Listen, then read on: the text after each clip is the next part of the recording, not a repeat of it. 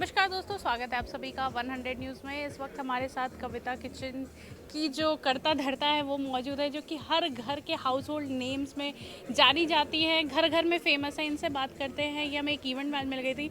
Ma'am, सबसे पहले तो बताइए, आज दिल्ली में आके कितना एक्साइटमेंट फील हो रहा है? दिल्ली में आके जितनी खुशी हुई उससे ज़्यादा आपसे बात करके हो रही है। सीख रही हूँ ना बोलना। नहीं नहीं, आप बहुत अच्छा बोलती हैं। आपकी कुकिंग वीडियोस इनफैक्ट मैं खुद देखती हूँ, बहुत मज़ा आता है देख के। इतना क्विकली आप बताती हैं, वैसे घर पे इतना जल्दी बनता नहीं है। सही बताओ तो मैम, पर कैसे आपने शुरुआत की है सारी? मैंने 2014 में अपने कुकिंग चैनल की शुरुआत की थी, अपने कुकिंग के पैशन को फॉलो करने के लिए। लेकिन लोगों को जो मैंने इजी तरीका बताया कि फ्लेम कितना रखना है, कुकिंग टाइम कितना रखना है, वो इतना ज़्यादा पसंद आया कि उसकी वजह से लोग मेरे चैनल को पसंद करने लगे। और मैंने उसी चीज़ को ध्यान रखते हुए आज भी वैसे ही सेम वीडियो बनाती हूँ। मतलब मेरे चैनल को 12 साल हो गए हैं, लेकिन अभी भी मेरा वीडियो जो फर्स्ट वीडियो और अभी देखेंगे, बनाने और बताने का तरीका सेम है। तो शायद वो लोगों को पसंद आता है। मैम, 12 साल पहले जब आपने शुरुआत किया होगा तो आपने तो कभी मतलब क्या इमेजिन किया था, क्या सोच के स्टार्ट किया था? सोचा था कभी इतने बड़े मुकाम तक पहुंच पाएंगे, या फिर क्या ड्रीम्स था बेसिकली? ड्रीम तो कुछ भी नहीं था। सोच रही थी कि जो बचपन से खाना बनाना पसंद था उसी को आगे बढ़ाती हूँ, क्योंकि बच्चों की देखभाल भी करनी थी। लेकिन हाँ, आज लगता है कि शायद जो मेहनत मैंने की वो रंग लाई। आप लोगों का प्यार, आप लोग मुझे पहचानते हैं, बुलाते हैं, तो वो चीज़ें मेरे लिए आज सबसे बड़ा इनाम है। और ये कुकिंग का इंस्पिरेशन कहाँ से मिला? घर में कोई होता है ना, मम्मी दादी, किन से मिला था? मम्मी।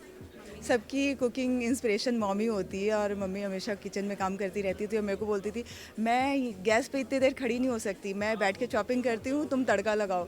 तो जीरा इतना डालना है, इतना तेल डालना है। तो कुकिंग का जो अंदाज़ा है वो बहुत पहले से ही हो गया था, बाद में तो बस फिनिशिंग ही रहती है। हाँ, जनरली ऐसा होता है, जैसे जो भी महिलाएं होती है घर में खाना बनाते बनाते थक जाती हैं, उनको ब्रेक चाहिए होता है। तो आपका तो पूरा काम ही यही है, फूड कुकिंग। तो क्या कभी ऐसा लगता है कि ब्रेक चाहिए?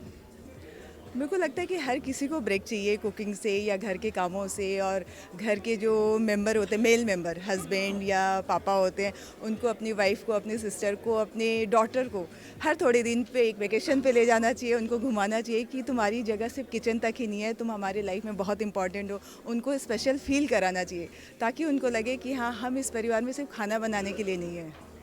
आपने यूट्यूब से स्टार्ट करके फिर उसके बाद एक ऐसा रिकॉग्नाइजेशन मिला, बड़े बड़े प्लेटफॉर्म्स में गई आप। आपका कैसा एक्सपीरियंस रहा सो फार? आपने मास्टर शेफ़ किया जहाँ पे बहुत सारे सेलिब्रिटीज़ थे, और वहाँ पे मुझे लगता है आप एक ऐसी कंटेस्टेंट थी जो मतलब जिसका इंडस्ट्री से कुछ लेना देना नहीं था, फिर भी आप वहाँ पे कुकिंग कर रही थी। तो कैसा रहा एक्सपीरियंस? बहुत अच्छा फर्स्ट टाइम टीवी एक्सपीरियंस था। बहुत लोगों से मिलना, बहुत कुछ सीखने को मिला। और हर चीज़ होता है ना कि जब हम किसी एक प्लेटफॉर्म से दूसरे प्लेटफॉर्म पे जाते हैं, बहुत सारे लोगों से मिलते हैं, वैरायटी ऑफ लोगों से, जो हमारे कुकिंग एरिया से नहीं है। तो लर्निंग एक्सपीरियंस है, साथ में साथ कि टीवी में कैसे प्रेजेंट किया जाए, चीज़ों को कैसे बोला जाता है, तो सारी चीज़ें वो मेरे लिए पूरा लर्निंग फेज था और मुझे बहुत मज़ा आया।